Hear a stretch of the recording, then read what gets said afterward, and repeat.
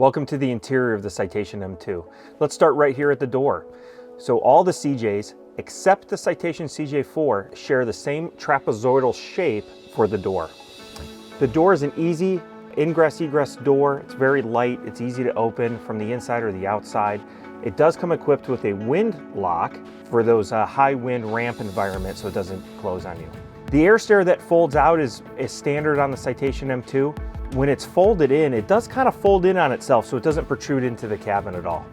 Let's take a look at the Phenom 100 interior, beginning with this beautiful air stair door that really the Phenom 100 is known for. Weighs only about 132 pounds with a torsion bar that accepts that weight when it opens and closes.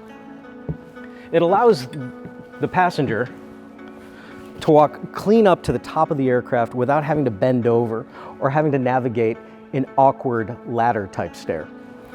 To be fair, I don't sit in the cabin all that often. I'm usually up front with the crew.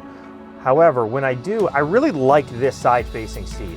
I'm just over 6 foot tall. I have plenty of headroom here. I have plenty of leg room. I have access to cabinetry. I have my refreshment center with coffee, ice. And so this is really a really nice seat for someone to sit in, especially if they love to participate on what's going up on the flight deck. There are a handful of very nice features and options available for this Phenom 100, one of which is this side-facing seat, giving you one additional passenger for taxi, takeoff, and landing. In lieu of this, oftentimes you'll see a wardrobe.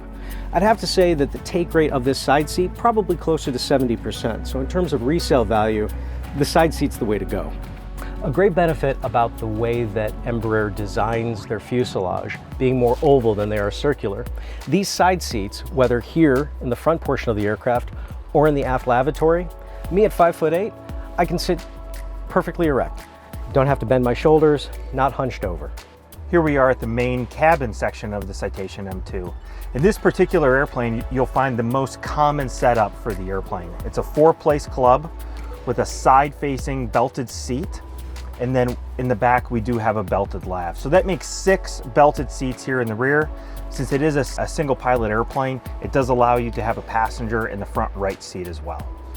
In the cabin, you'll find some amenities back here for all your passengers. The seats do track forward and aft to give you more space. I'm a little bit taller, so to pull you away from the cabin ceiling.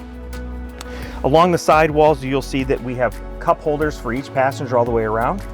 We do have writing tables that come out, and there's different options from the factory, and you'll find each one's a little bit different, whether it has a leather insert or if they're all wood. This airplane does have the optional cabin intercom, so you'll see that we have lighting controls, but also places to put headsets where if the passenger wishes to talk to the crew, they can via headsets.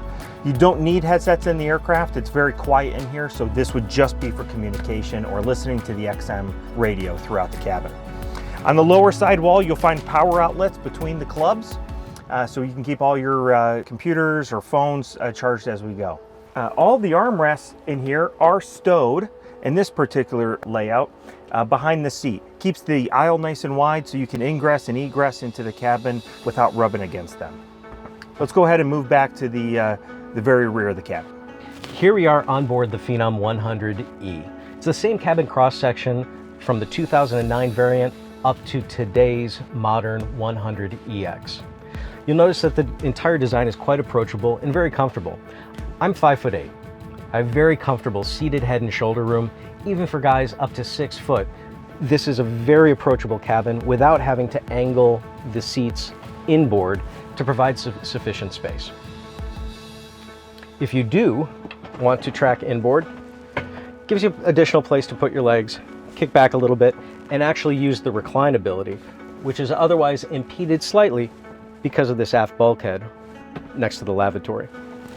When seated, the writing tables are a great design. Nice and high. People with longer legs, the table doesn't rest on their thighs, so you have a very comfortable writing surface. Another benefit of the Phenom 100's design is that it has dual climate control, meaning that the pilots can select their comfort level while the passengers can select theirs through the passenger service unit right over there. Also, you have individualized reading lights and a table light. in addition to the normal cabin niceties like cup holders. It should be noted that though these seats are a wonderful enhancement to the Phenom 100E and EV interiors, they do come with a weight penalty of about 81 pounds. A handful of really nice features about this lavatory. Number one, oftentimes you're going to elect to have it belted. Number two, has a nice hard cabin divider. Number three, has beautiful ambient light from the window behind me. And you can also option the aircraft for this beautiful refreshment center. It does come with about a 27-pound penalty, but it gives a great opportunity to put snacks and any other sundries that you might want for your flight. This particular aircraft actually has the optional coffee pot. So you don't see this all the time in the Citation M2, but it does add a lot of convenience to the passengers. If we start down low down here, you will find that we have a trash bin. This is an ice bin with an overboard drain, so we can open and close that to drain out the water. Then up here, we have an electrically heated coffee pot, so we can turn on and off, and then we have storage for sodas. So even though in a light jet, we do pack quite a convenience punch with this cabinet here. At the very back of the cabin of the Citation M2, you're going to find the flushing lavatory. It does lift up for the lavatory here. It is belted, so it is a legal extra seat. We do have some compartments here that will have some light storage or tissues. I am sitting where the plug type emergency exit is. One advantage of the plug being in the very back of the airplane is any wind noise that you might get during a pressurized flight is in the back of the cabin, so it's not in the main seating area like some other airplanes I know. In the back of the Citation M2, this particular airplane has an option that you don't see very often in the airplane. It has a hard partition. There are several options when ordering your airplane from Cessna for this. You could have no barrier, which allows more recline access for this chair, a hard barrier with a soft close partition, or a sliding hard door. So it's really your choice. Embraer branded their Garmin system the Prodigy system, whether on the 1000 or the 3000 platform. And they were able to call it something a little bit different because of how well integrated the Garmin is within the balance of the aircraft systems. We're seated here in the Garmin 3000 system, which became a feature of the 100EX and now the EX. Prior to that, the Phenom 100 and the 100E ran on the Garmin 1000 platform, or Garmin Prodigy, as Embraer calls it. The Phenom 100 Classics have a very simple mnemonic for where they like to fly. At 380, she'll true out at 360 and burn 320 pounds per side. The Phenom 100 EX and EV, featuring the more enhanced 617 1F-E engines, they'll fly at 406 knots.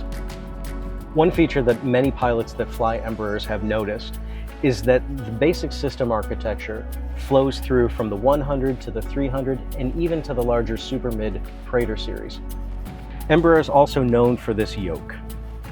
They call it the ram's horn. Nice feature of the ram's horn is that there's no vertical bar bisecting the legs of the pilot. Makes it a little bit more comfortable on longer flights. Up here in the front, the cockpit's going to look very familiar to a lot of folks stepping up into the light jet category. This panel is completely equipped by Garmin. It's the G3000 avionics package. It's going to look very familiar with the primary flight display. There's actually two of them for a crew situation. A multi-function display in the middle and two GTC controllers. We control most of the aircraft through those GTC controllers, whether it be initializing the aircraft, our environmental systems, air conditioning is all done through the GTCs. All my lighting and heats are done on the pilot side of the panel. Circuit breakers are clean along either side, very visible from either seat. As we take a look around the cockpit, the one thing you will notice is all the switches are heavily leaning towards the left side of the airplane. That's because this airplane was designed to be single pilot operated. With the 525 type rating that this M2 requires, there's 9 different airplanes that you can fly underneath that type rating, and all of the panels are laid out relatively similar. In the center here, you'll find a very clean looking thrust quadrant here. So obviously we have 2 thrust levers, We still have manual trim, which is something that I know I enjoy to fine tune the aircraft, whether in the pattern or while we're hand flying, doing some training in the airplane. Do have flaps with that ground flaps position that we had talked about before. Plenty of shoulder room up here in the cockpit. The other neat thing about the Citations that I truly enjoy as someone being that's a little bit taller is the rudder pedals are adjustable fore and aft, and then the seat itself can go up and down depending on where you are. So everybody gets the same sight picture, everybody sees the avionics the way they should. Just a very, very clean design by Cessna. Thank you all so much for coming along with the journey today as we examine these two aircraft, the Citation M2 and the Phenom 100. The typical buyer for the Citation M2 is going to be a small business with a regional travel need, or an owner-operator looking for parts availability, service center network, or the room to grow through the CJ product line with a single type rating. The typical Phenom 100 buyer is purchasing a Phenom 100 Classic. Those Classics were developed between 2009 and 2013. During which time Embraer produced about 276 of them. They appreciate the larger, wider cabin cross-section and also the knowledge that these aircraft were built like airliners. Nobody should be afraid of a 7,000-hour Phenom 100, so you have a lot of aircraft to choose from. It's an exquisite entry-level cabin category selection if you don't want to spend the extra $500,000 for the features of the M2. I hope you can tell I do have a small passion for the M2 as I fly it personally, but I did pick up a great appreciation for the Phenom 100 today. John, I have to echo your sentiment. Having both of these spectacular entry-level cabin category aircraft, nose to nose, being able to walk through feature by feature was a real thrill for me as well, and I absolutely gained, admittedly, even more of an appreciation for your M2. This is a very generic overview, but we want to know your questions, so please give us a call or drop us a line.